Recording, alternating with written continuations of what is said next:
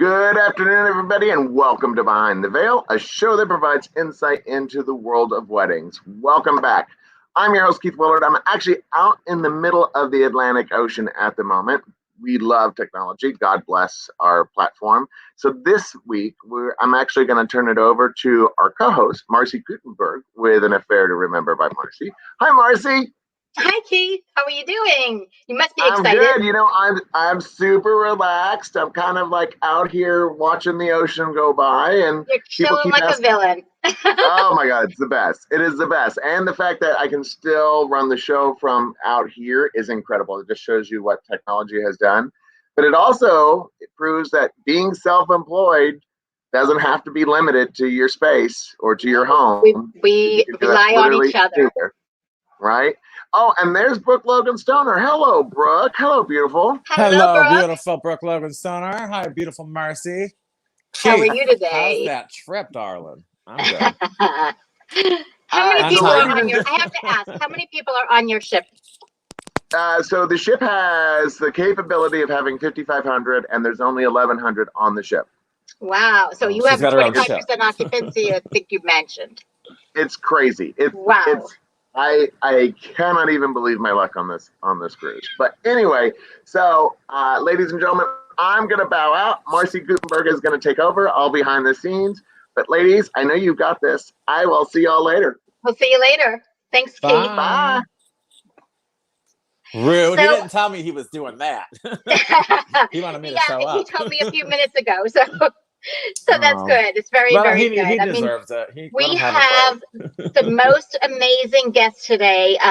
Jeffrey Shaw is a leading voice for the self-employed business owners, and he's going to be on today to talk about top-rated podcasts, The Self-Employed Life, and he's heard in 200 countries by 30,000 listeners in a month. So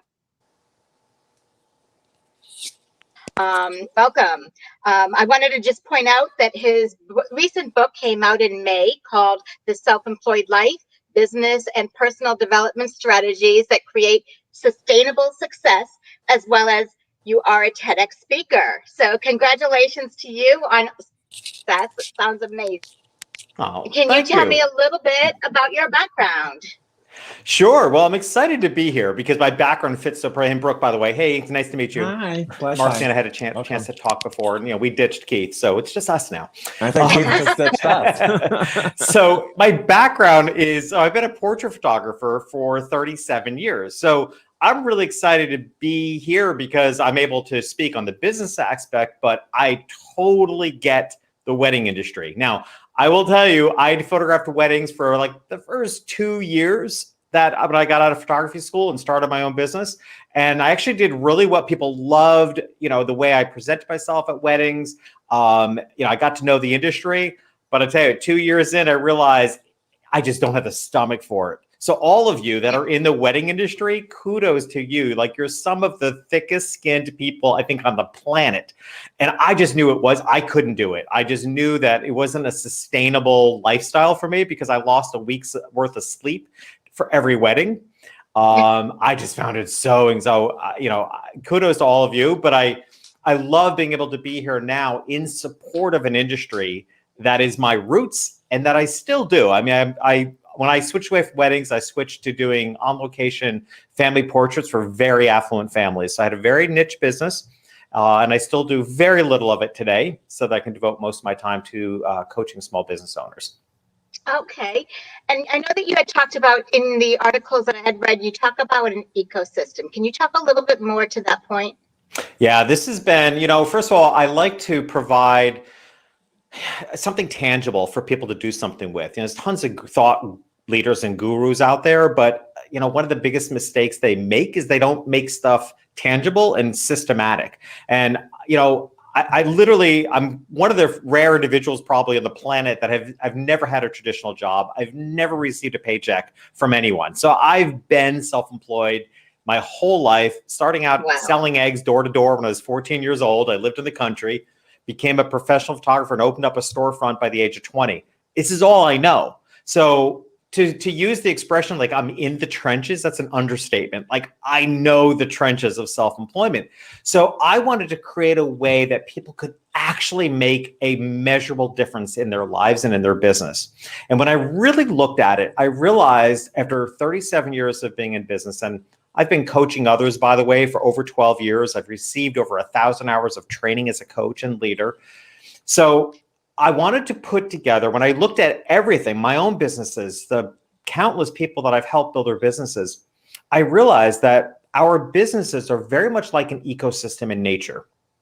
In that, like, if you take an ecosystem in nature, the Great Barrier Reef, the Everglades here in Florida, if one element is off in the ecosystem, it can destroy the entire ecosystem.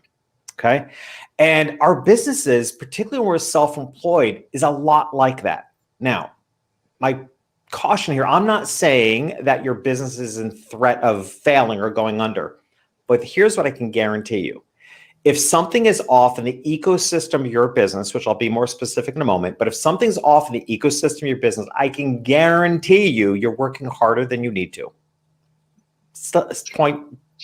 Stop, True. right? Yes. Just because you're not in flow. If everything's not in alignment and it's a healthy, thriving ecosystem, you're working against the current. Mm-hmm. You're working out of alignment. So right. What I decided, and really after years of study, is developing this ecosystem consisting of three main elements. Those three elements are personal development, business strategy, and daily habits. Okay, now the daily habits, the result of consistent daily habits are consistent mindsets, which we so desperately need when we're self-employed because we're all over the place, right? Because the world of being self-employed is so up and down. So those three elements, personal development, business strategies, and daily habits, they're unique in that. So I'll break them down briefly. So personal development, this is way beyond self-help, if you will. This is about developing yourself from the inside out to get the outer results in your business that you want. I like to relate it to capacity.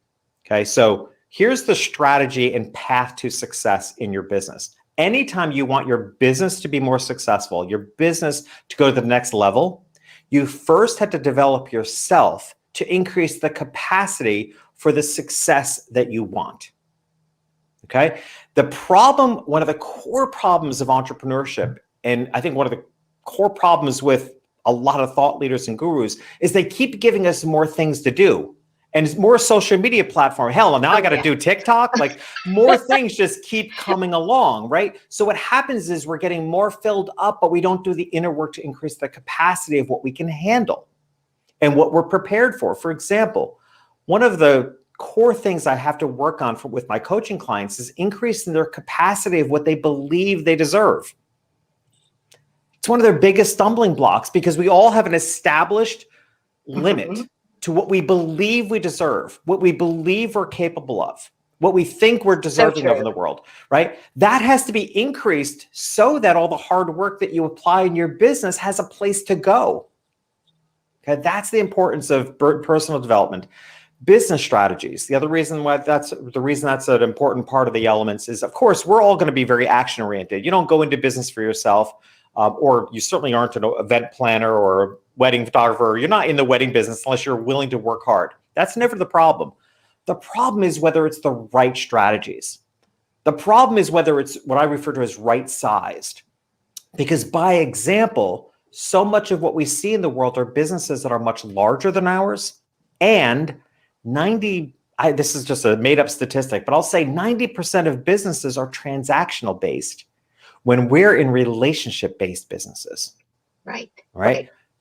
So big business likes to talk about building relationships, but they don't do it. They don't know relationship like we know relationship. Because when you're in businesses like ours, it is all relationship based. Case in point, how often do you see in business when a business makes an offer for new customers only? If you're in a relationship all the time, but if you're in a relationship-based business, it's the worst thing you can do because you've just destroyed all the relationships of the people who built your business to that point in the first place. Very true. Right. So we need business strategies that are right-sized, right side up for us. And then the third element of daily habits is really that holds it all together. It's a quote I say in my book, which, by the way, here's the book, The Self-Employed Life. One of the quotes that's really been picked up by a lot of people in the book is that the risk is not in what you build. The risk is in not supporting what you build. Okay. And it's so true. And the support comes in the form of consistent daily habits that take maybe 15, 20 minutes a day and that need to be customized for you. So you stick with them. But the result of that is that it evens out the mind. It levels out our emotions so that we're not all over the place being yanked in all the directions, which is inherent in being a small business. So there's the ecosystem as summarized as I can possibly make it for you. Okay, so that kind of fits in line with what I'm a self-employed, so I have my own company, invitation company, and this past year I myself went ahead and strengthened my website and strengthened my abilities to be more involved with social media. I was not that savvy with it, and I'm getting a lot stronger with it, but it's definitely a learning curve, and there's so much information that you can obtain through other people out there. It's just finding the right resources. Yeah. And I think that you kind of talked to that point. When you talk about, I noticed that one of the things that you also mentioned in your bio was you talk about intentions. And I know that's a very strong area that most of us don't always fulfill. But can you expand on that a little bit more so that people have a better idea? Yeah, I'd love to, because again, just like I said earlier, I'm always looking for ways that actually get results, because one of the key challenges of being self-employed is that we need every minute to matter. We just don't have time to waste. I mean, we're busy, right? And, the proverbial 100 hats or juggling a lot of things. So I take great care when writing a book, when working with my coaching clients, I take great care to give advice that is efficient and effective. And affirmations, intentions and affirmations, we'll refer to them as intentions. Intentions is a really important one to me because you know what? They work, right? Intentions, affirmations, they work.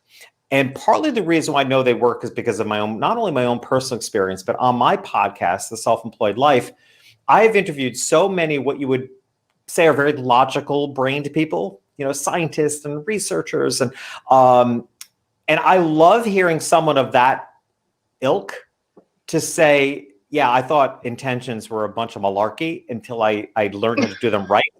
And they changed them and they realized they work. So, and there's actually a fantastic book, which I reference in my book, called The Intention Experiments by Lynn McTaggart. It's quite an old book, but super powerful, actually making you believe intentions work. Where, one of the case studies in the book is how a multitude of people got together in Washington, D.C. and with an intention lowered the crime rate. Right. Crazy, crazy stuff. Wow. So the key is intentions have to be done with a structure. And here's the structure. This is like the golden secret because everyone just holds some kind of vague intention. It's what I refer to as a from to format. Okay. You have to be very clear what your intent. I want to go from blank to blank. That's the way you need to hold the intention. That's the way you need to recite it in your mind. I'll give you a specific example. I was just on another podcast interview, and they asked, we were talking about some different challenges we face, et cetera. And I was saying, one of my biggest challenges is that having been for so many decades a high-end portrait photographer, I didn't need to be known by many people, right? I was very well known against a very small audience, right? So, because they were the super affluent in the US. So, and it was a very high ticket item. So I only needed 150 photo shoots a year, and 75 of 80 of them were going to be repeat. So as far as being introduced to new clients each year, it was a really small number, 60, 70 people a year. But now I'm a coach, I'm a professional speaker, I'm an author, a podcast host, I have a YouTube channel. Now I need an audience of massive amount, right? So that's been the biggest mindset shift for me. So my intention in order for me, and I still work with it, my intention that I recite as I walk my dogs in the morning is I want to go from being loved by a small audience to being liked by a massive audience. Okay. Very smart. Yeah, I like that. It's very from to, but it helps me get out of my own way because, you know, it's nice to be loved by a small group of people, and I'm so used to that, but it's not getting me to where I want to go in life. It's not enabling me to make the impact on the world that I want to make. And I've had to give up. It's like, it's nice to be loved, but the truth is I only need to be loved by a small number of people. I need to be liked by a massive number of people. And I need to change my brain on that. I like that you said that because I think that is the biggest problem that a lot of entrepreneurs have is that they get inside their own head and they kind of get in the way of themselves succeeding and furthering their business. 100%. I mean, that's why I did it for many years. I know. Oh, I mean, that's what, you know, and again, we can call it mindset, you can call it so many different things, but at the end of the day, I almost don't care what you call it. I'm in the trenches, just like all of you. It's like, I just want to give you the tools to make a difference. And that's why this book, you know, my book, The Self-Employed Life, it is a third personal development, a third business strategies, and a third daily habits and mindset. So at the end of the day, it's 2/3 inner work, 1/3 action. And that is completely opposite. First of all, it's almost non-existent in the world of books, because when you write a book, believe me, I have a publisher. The publisher is great. And that's why I went with this publisher, because they're open-minded. But you know what? Amazon doesn't even have it right. In Amazon, you have to categorize your book. Is it entrepreneurship? Is it business? Is it self-help? I'm like, it's all of that when you're self-employed. Like, why isn't there a category that's a little more inclusive? They need to broaden that for sure. Yeah, absolutely. So that's why this book it's really meant to change people's lives by giving them the personal development strategies so that, because believe me, it's chock full of very specific business strategies, things like hug marketing, emotional journey. Like I give very specific, proved, tried and proved business strategies, but I don't want to give you that until I first help you increase the capacity for the success so that your effort pays off. Okay. And where do you see like the vision of what's going on with our market now that we're coming out of the pandemic? What do you foresee in the marketplace for employees? To me, it's the most, it's hard to say because so many people struggled in such terrible ways through the pandemic, but it is ripe with beauty, honestly, because, and I always said right at the beginning of this pandemic, I said, this is my third rodeo. I mean, lived in New York. My business was based in New York during 9/11. I survived the Great right? And I was living in New York City. I mean, I lost 3 friends in those towers. My clients are all Wall Streeters. My photography clients are all Wall Streeters. They were all affected. And then of course there's the Great Recession, and it was my clients that were the ones on the news. So it was, I've been through all that. So when this came along, I was more prepared. But here's the key. On the other side of a crisis is our emotions that we're all experiencing now. We're experiencing vulnerability. We're experiencing uncertainty. We're experiencing, just significant change. Everybody's reevaluating their lives and reprioritizing. These are these are the most tender sides of human nature. Right? This is when people are real. So as a business, this is such a ripe time to show up as the business that is willing to get people. The business that's willing to understand, the business that's willing to be empathetic, the business that's willing to, particularly in this case with the pandemic, is to have a broad range of non-judgmental presence about you. Because you know what? Some people are feeling very safe now that they're vaccinated. Other people still want to wear the mask because they're uncertain. Other people are living their lives as normal. Other people are trying to protect their young children who can't be vaccinated. Some people are forging straight ahead. Some women are choosing to not be vaccinated because there's uncertainty about how it affects fertility. So there's even in a single family that you might be serving, there's such a broad, imagine being a wedding planner or an event professional. there is such a broad range of emotions that you will deal with in a single family, right? One family member wants to have 300 guests. The other member wants to cut it in half. It's all over the place.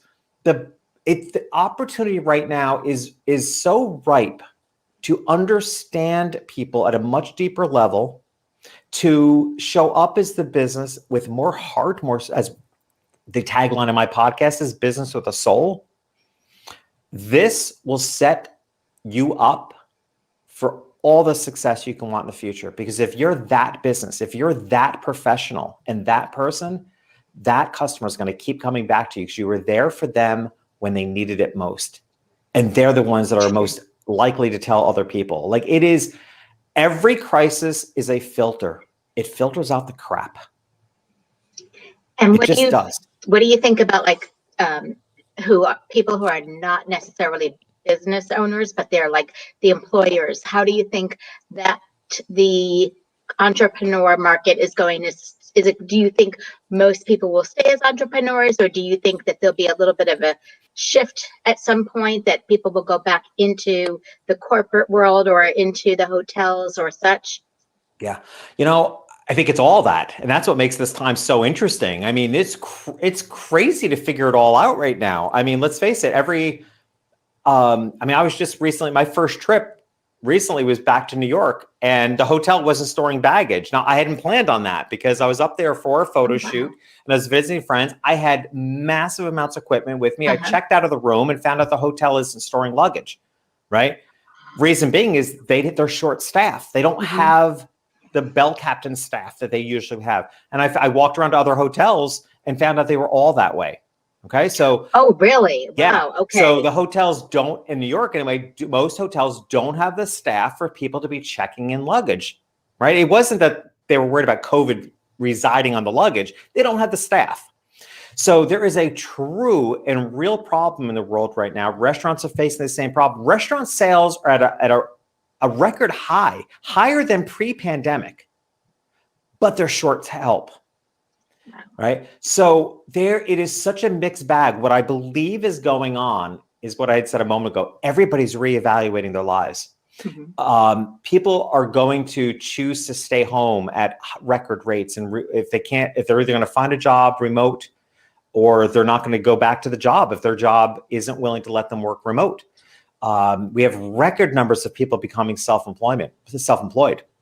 There was in May's job report. Let me see. I think the U.S. added like 541,000 jobs in May. There were 345,000 or so applications for new businesses. There are almost as many new businesses being created as people returning to work. So I think all can work. I really do. I think the biggest fundamental shift for employers is going to come about from them understanding this, that they need to shift, because the worker of today and in the future is a self-employed mindset employee, right? Wow, that's the workforce of the future, is because that's why I say it's a mixed bag. There are plenty of us that embrace owning our own businesses. There are plenty of other people that aren't interested in owning our own business, but they actually want all the characteristics that we as self-employed business owners appreciate: autonomy, remote work, freedom of schedule, work when we know our biorhythm is best. I'm a late night worker. 11 o'clock at night, I'm on fire, right? Okay, in a traditional job setting, I may not be able to do that. Employers, if they want to recover and they want to get those workers back, they're going to have to understand that. They're going to understand that people like Keith can be on a cruise ship and still get the job done. And that, I think, to me, the whole world is going to look self-employed, right? You're going to either own your own business and literally be self-employed, or the workforce is going to shift in a way that we have a lot more autonomy than we've ever known for employees. And that's actually how employers are going to get the best work out of them. And it's built into the coming generations. I mean, millennials and Gen Z will not have it any other way, honestly. Yeah. Well, and I just jumped back in because I wanted to. Can you guys hear me? By the way, We can. Yes.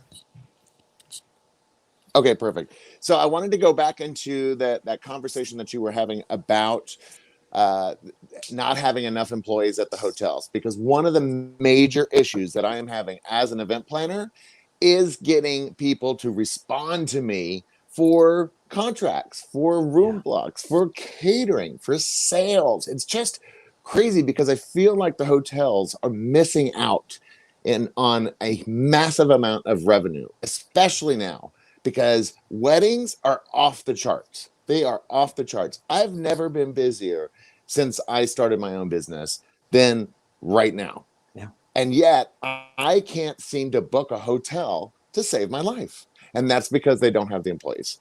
Yeah, it is. To your point, it's a missed opportunity. I'll tell you a little childhood story here, which I think emphasizes this. I was the biggest geek and nerd as a kid. I mean, I've loved business since I was such a little kid. So my family had a tradition of going out to dinner on Mother's Day. Mother's Day is the biggest restaurant day of the year. So we had a family. It was my grandmother would plan it, and we'd go to a different restaurant every year. There's probably about 20 something of us because I had a big Portuguese family. Just a small group. A small group. Yeah, it was like 26 of us going out for dinner, and we tried different restaurants each year. What I noticed as a kid was that on those days, that busiest day of the year, restaurants would limit their menu because they wanted to be able to handle the volume in the kitchen.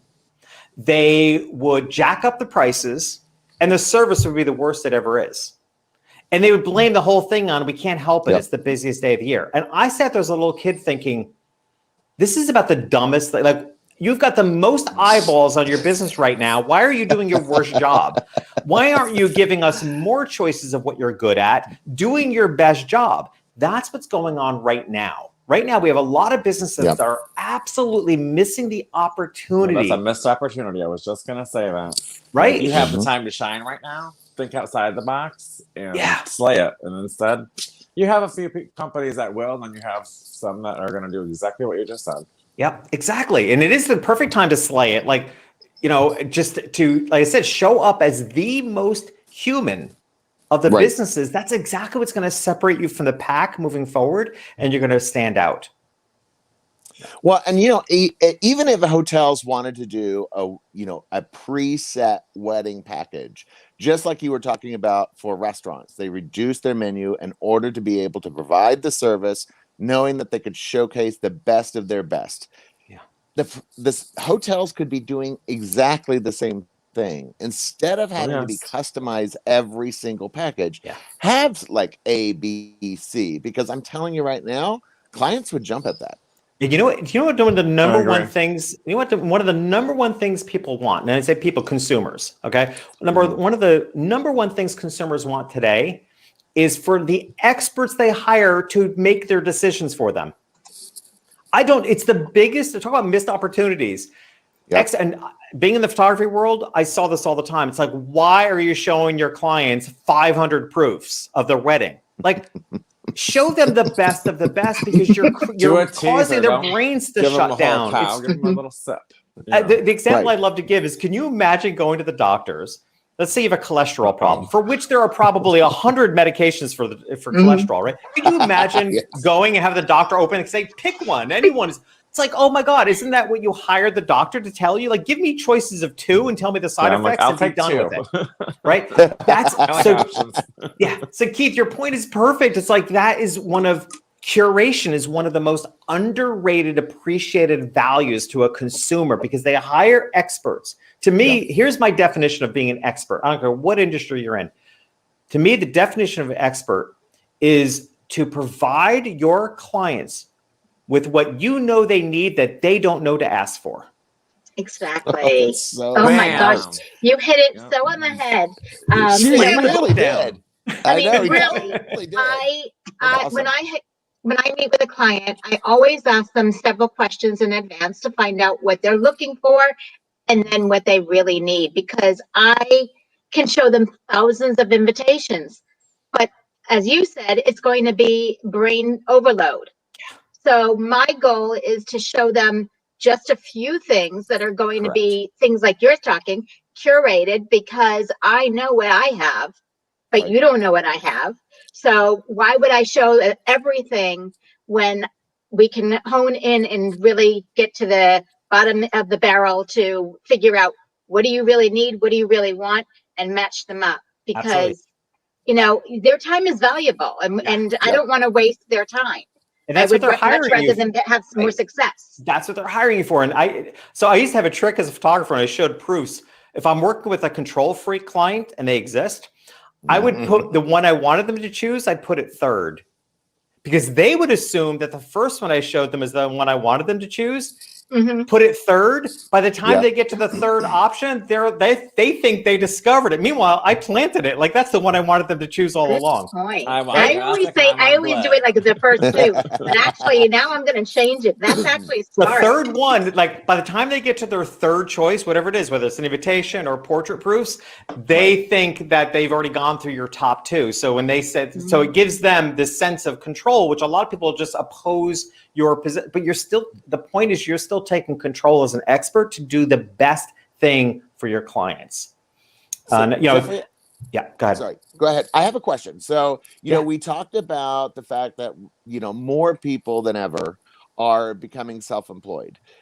And yet there are people out there that would love to stick with brands like Marriott or Hyatt or any of these larger brands that stay in the corporate world, so to speak. How would somebody go about talk to their leadership about adjusting how they do their employment to be able to have that kind of freedom, to have that autonomy that we talked about before we went on air? Yeah. You know, oh gosh, I interviewed his name is Clint Pulver, and I interviewed him for my LinkedIn live show, which, by the way, is usually Tuesdays at 2, but I gave it up today to be with you. Thank you very much. You know, I gave up my vacation. I'm out in the middle of the Atlantic Ocean, so no excuses. Exactly. But Clint wrote a book called "I Love It Here." And I interviewed him because of something he said on social media that stood out to me, right? What he said is that, and it's so true, one of the reasons why we have an employee shortage right now is people are leaving in their jobs in droves because they didn't like the way their leader handled the pandemic. Okay? So what's going on now? This is, they always say, what's the adage that people don't leave the job, they leave their manager? Yes, people 100% quit businesses, they quit management. Yep, exactly. So now we have people leaving brands that they loved because the leaders of those brands didn't behave well, right? They didn't handle the stress well. Maybe they didn't handle their employees well. Maybe they're disrespectful. There's tons of reasons. So again, I think it's going to filter its way out. Those brands that we want to uphold, the Marriotts, the Starwoods, the Hyatts, the brands that we want to, honestly, I think most consumers want brands that they have an affinity for to succeed. Yes. I want the brands that I love to succeed. And as an avid traveler, I know I always fly American and I always stay in a Starwood hotel or, Marriott hotel, right? Because there's benefits to that. And I also want to be known. I want to be known. When I walk on to check in, I want them to welcome me back, Mr. Shaw, and they know how many times, they know my status. Like, I like that benefit. Okay. So I want them to succeed. So my answer to your question, my answer to your question is I want these brands to shift their leadership. They're not going to survive any other way. They're not going to get the employees back until leadership changes their attitude, that they respect their employees, they embrace the idea that their employees of the future have a self-employed mindset. To leverage that, Keith Marcy and I, we were chatting before we began. I said, fundamentally, there's such a simple concept. If the world can get this, the world would be different. And it is that people are basically decent people. Employees want to do a good job. The problem is there are so many relationships in the world that start off in an adversarial manner. Employees versus employers, gender issues, color issues, race issues, you name it.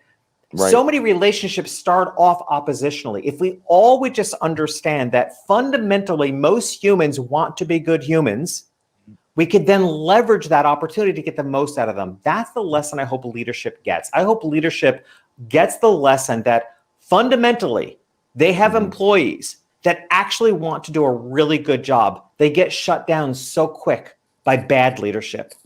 Don't shut them down. You'll get a lot out of them. Work with them instead of above them all the time and show them some encouragement and be next to them and do that 100%. job with them. You would have such a much happier crew. People will come to work on time. People won't be calling out. Well, things will be done better. I don't want to work for a shitty boss. I won't work for a shitty boss. I won't. I was about to say, don't say that here. Again work for a shitty boss. Yeah, I work too hard. Well, and put my all into my whatever I do because I have integrity. Right? Nope, not anymore. So, Thank you. I gotta have the best boss, Keith. Well, one of the big issues that are some of these bigger brands are having is that they had career people. They had banquet captains and banquet staff and catering people that worked for them for decades.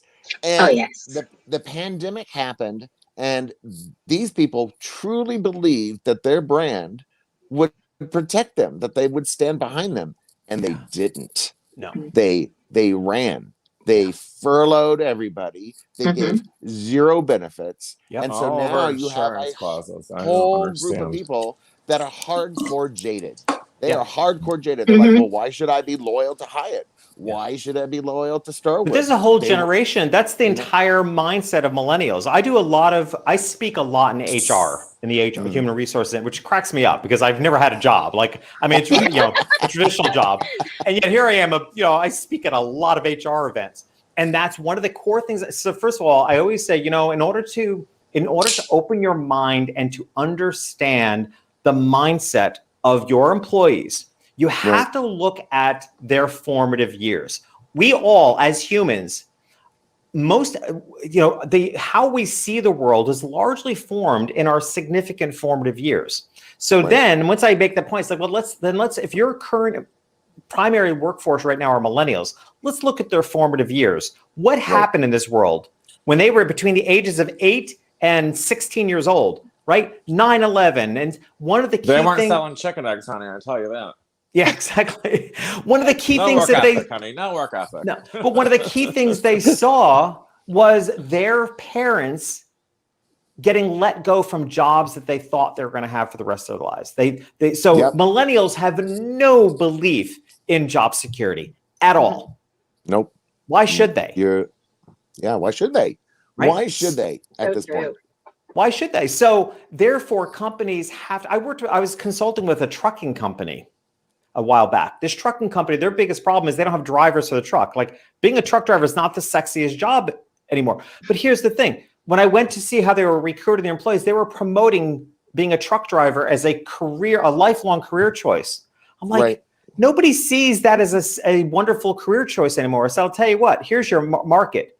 I asked the CEO, how many months of training, or how long does an employee need to stay to make the investment in training pay off? And he said, if an employee stays 6 months to a year, they get their money back. It's like, fine. Then you know what you need to do? You need to market truck driving to mid-20-year-olds who got out of college, who found that their major no longer appeals to them and there isn't a job out there, and they need a year on the road to find themselves. They're your truck drivers of the future, right? One rest stop at a time, darling. One rest stop. And you can find a lot about life at a truck stop. You can make some big decisions at a truck stop. Oh my God, that's funny. Well, but if you look at the current crisis, that we had a bunch of problems with getting gas to different gas stations. Why? Because they didn't have enough qualified truck drivers to drive the gas tanks. Right. I mean, that shows you that even when you're talking about truck driving, it can have a major impact on our overall economy and our society at large. Yeah. And it trickles down 100%. So, you don't have enough truck drivers that are able to drive gas tanks around. And then all of a sudden you have a gas shortage, which drives up pricing, which hits everybody's pocket. Where's the mob? Where's the Teamsters? Where's the union now? Yeah. Yeah. And then lumber, look at the cost of lumber. Look at that base, right? So now it's ridiculously expensive to build a house because it costs so much to get the lumber there because the cost of gas is so high. I mean, it goes on and on. And that, again, we started off, I talked about an ecosystem. This is exactly what an ecosystem is. So take that and just narrow it right down to your own personal business. And this is why it's so important that any small business owner works out to having a healthy ecosystem of personal development, business strategies, and daily habits. Because if one thing is off, that I can guarantee you working harder than you need to. Now, ahead, with regards to people having their own business, it does come with additional costs that you wouldn't normally occur, wouldn't normally be out of your pocket, because your employer would be handling those for you. So a lot of times, my husband has been self-employed for God knows how many years, like 30 years. Mm-hmm. And he's got people that will say to him, how come you're making this? I'm not making that kind of money. I love that. And they don't understand that, yes, you make more money, but there's more risk involved. There's more expenses involved. And there's, those aspects as well. Yeah. So what do you say to, how do you explain to people that, it's okay to work for somebody else, but you can ask for things that are going to help you and satisfy your drive to further your, excel. Yeah. I think, gosh, you hit at so many good points. I mean, when it comes to individual business owners, I've always driven my businesses by profitability. Okay, that's what drives me. I've always, as a photographer, I always made sure my business was at least a 50 to 60% profit margin, because I worked too damn hard to give too much of it away. So, and now in my current practice, coach, speaking, and all the things I do now, it's a 70% profit margin. 70% of every dollar goes into my pocket, and I won't have it any other way. I'm also older.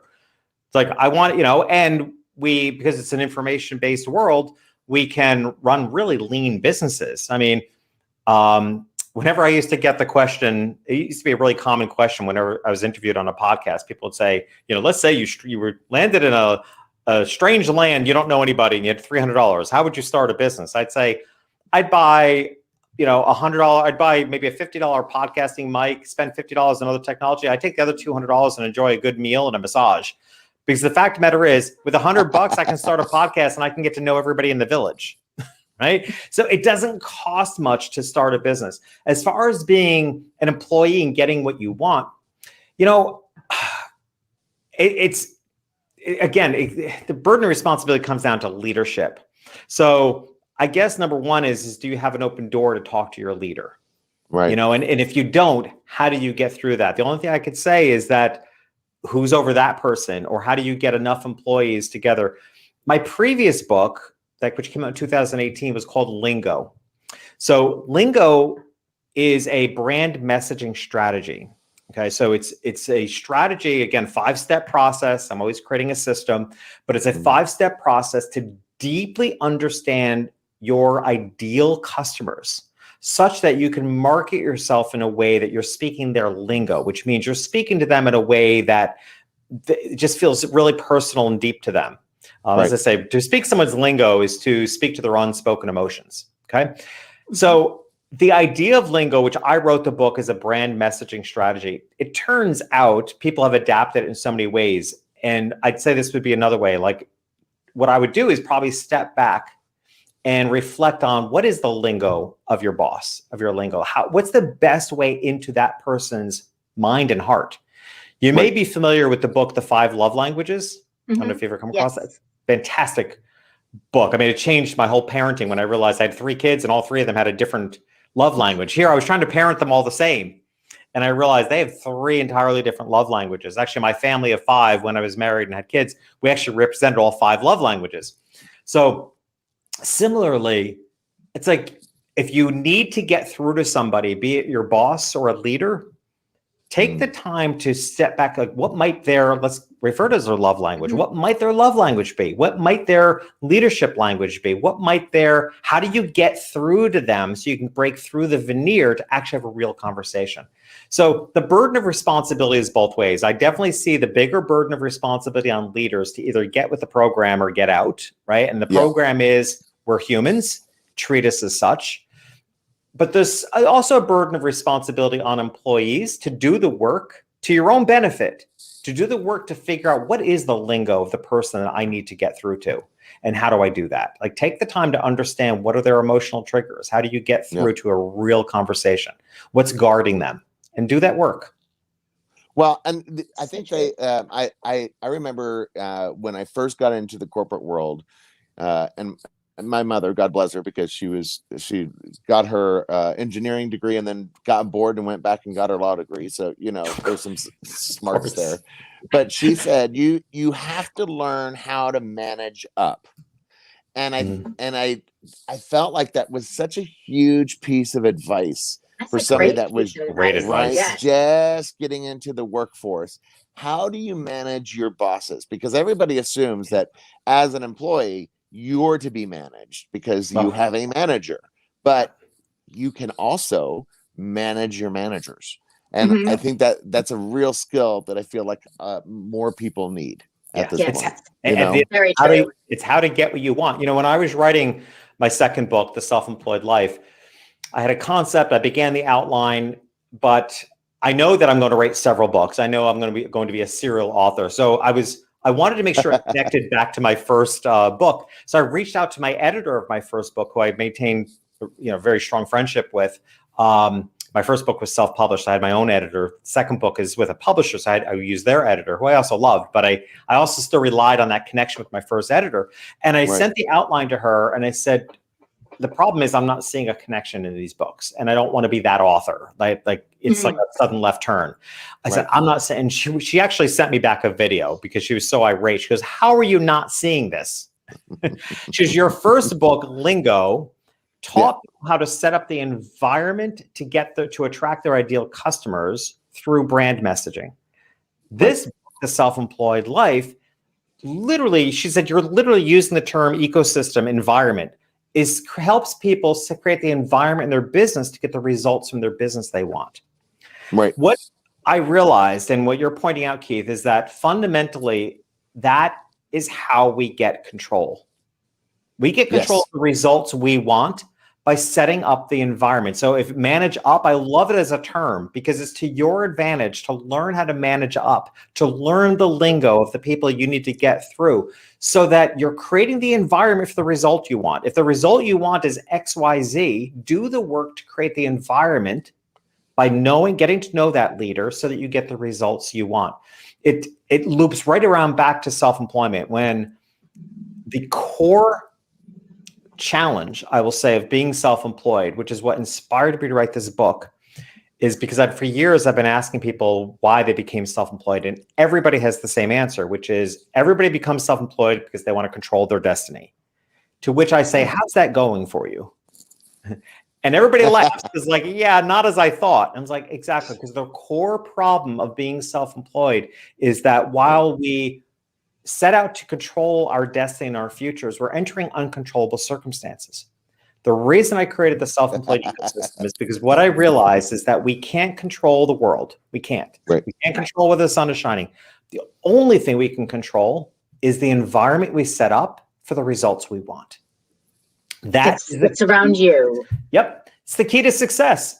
The key to success is to create the environment, whether that's your website. That's why brand messaging is so important on your website. You need to create the environment so that your ideal customer sees it and feels like it's built just for them, right? You need to create the ecosystem for your entire business so that you get the results you want from all the hard work you put in.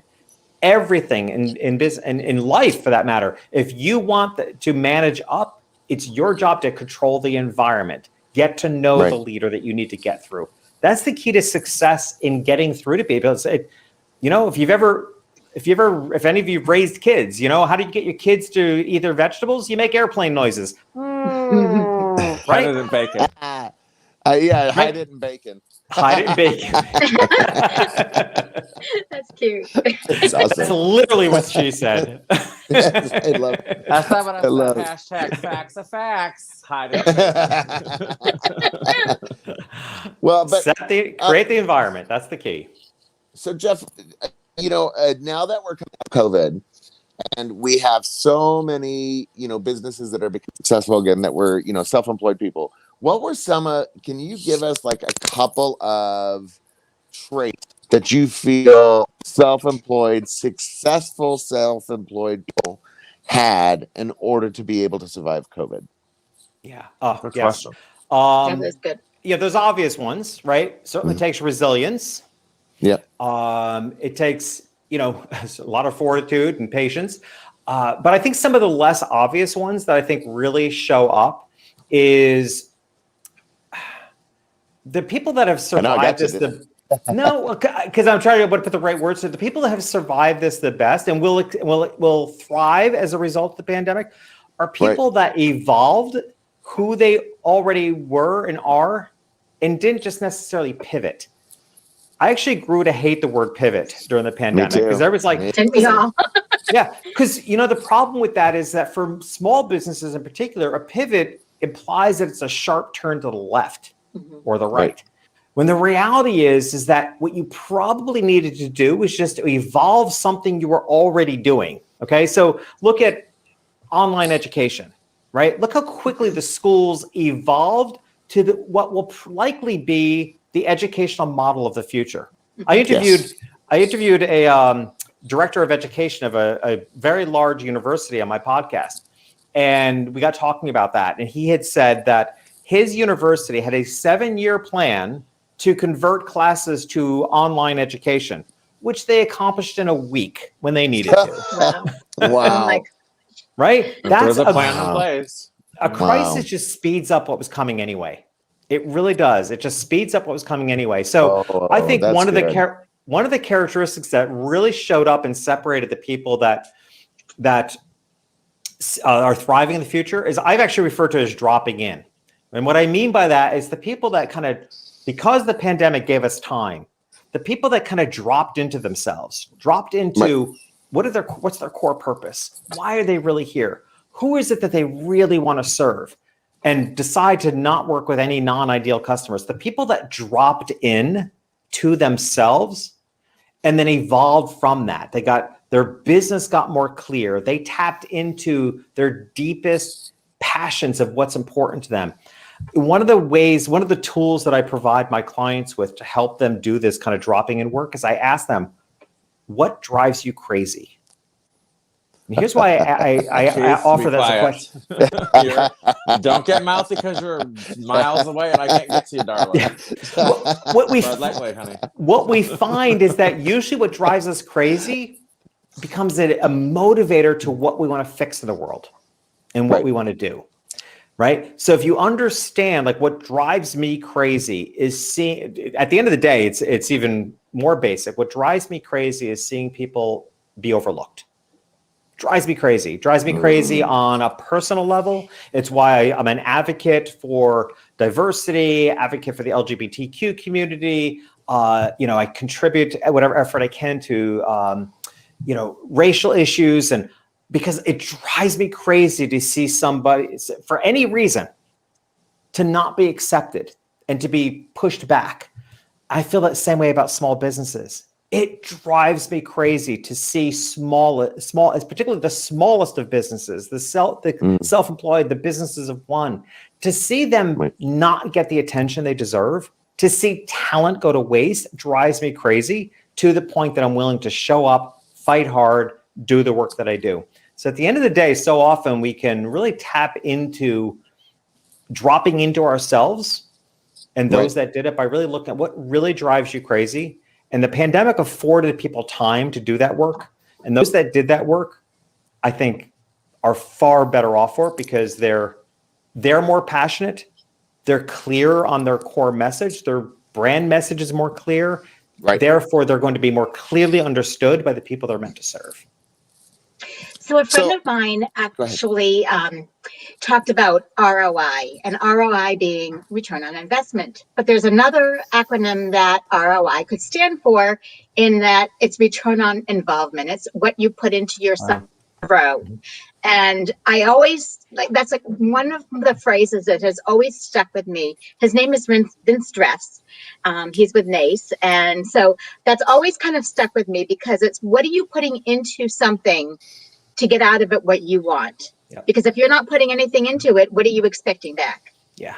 Yeah, and And I thought that's a at least great. get what you need at that. If anything, settle for that. If you can't Yeah. climb that other mountain, And it's a layer of authenticity that the word authenticity doesn't even do it justice, honestly. Right. Authenticity in business becomes such a buzzword, but Marcy, what you're speaking to is absolutely true.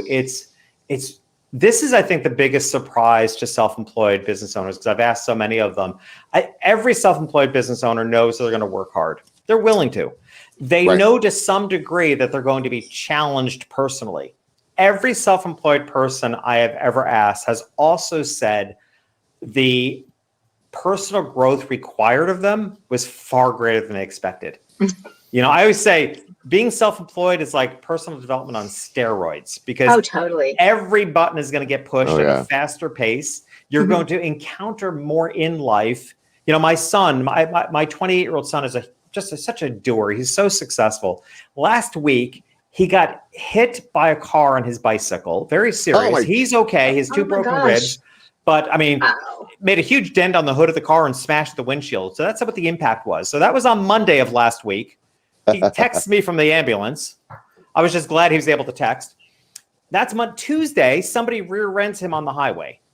Oh no! Crazy, right? Oh my. But I emailed him. What do you say to your son when they're in that? So I wrote back and said, doers are going to encounter more. The fact of the matter is, if you're a doer, if you're out in the world, the more you do, because he wasn't somebody who, with 2 broken ribs, was going to sit at home. He was back. The reason he was on the highway is because he was going to a meeting, because he's a doer. Wow. So the more you're a doer, the more you're going. That's why being self-employed, being career focused, that's why it's like personal development on steroids, because you're out there doing. You're going to encounter more, see more. So that's why I love the idea of return on involvement, because it is, it's doing that inner work. This is, I think, the biggest surprise to self-employed business owners is that they know their buttons are going to be pushed, but not to the degree, they don't expect the degree of personal development it's going to require, and what they really need to find in themselves in order to succeed. Well, I found your comment earlier when you said crisis speeds up what was going to happen anyway. I found that so insightful, because I was thinking about, well, what about these businesses that did end up having to go out of business?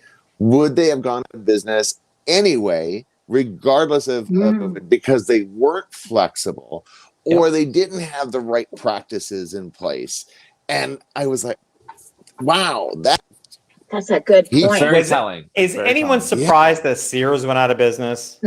No. They've been irrelevant for 12 years. Who even Yes. knows? And the shame of it is they didn't have to be irrelevant. They could have been such an American brand, which actually would have sold really well over the last few years. That very Americana. They could have, but they didn't. They didn't. Stuck. Yeah, they were too stuck. So it's rarely a surprise. So many, particularly big brands. It's kind of like, it's sad. You're sad to see something iconic go, but then you're like, I'm not entirely surprised. Macy's is one of those brands. I really want to see them hang in there, but you wonder, it's like, what do they stand for right now other than fireworks and a parade? They need to define why you go to Macy's over something else, and they're going to lose it if they don't find that. That's the dropping into yourself, and the leadership needs to get to work. So it's rarely a surprise. We might not like it, but it's rarely a surprise when you see, is it a surprise? If it is a surprise to any employer that their employees want to work remotely, you haven't been listening for the past 10 years. Come especially on. the last 6 months, especially the last year. Exactly. Is that really a surprise that people want to work remotely? There's no surprise to this. There really isn't. Speaking of there the are softer companies side that of are. Sears, I just wore a whisper of softer side of Alaska, and I Sears. thought about that. I Yeah, used but to hear the softer side of Sears on the TV and the radio, and I don't anymore. Because obviously they needed to be flexible, and I think that's one thing that if you're out there and you're about to make to be self-employed, you got to learn how to be flexible, because you never know what's going to be thrown at you at any point. It is crazy that some of the stuff that I would have never even thought of, everything I thought thought about being self-employed was completely incorrect. When I was dreaming it, when I was thinking about it, it was 100% incorrect. Yeah. And it was only because that I was willing to adjust what I was seeing and adjust how I was practicing my business that I was able to stay in business. And I think, people get kind of stuck on, well, I worked so hard on my business plan. I worked so hard on, making these exact specific decisions and choices and what have you. And then they don't allow themselves to be flexible and to adjust to the ever-changing environment. Yeah.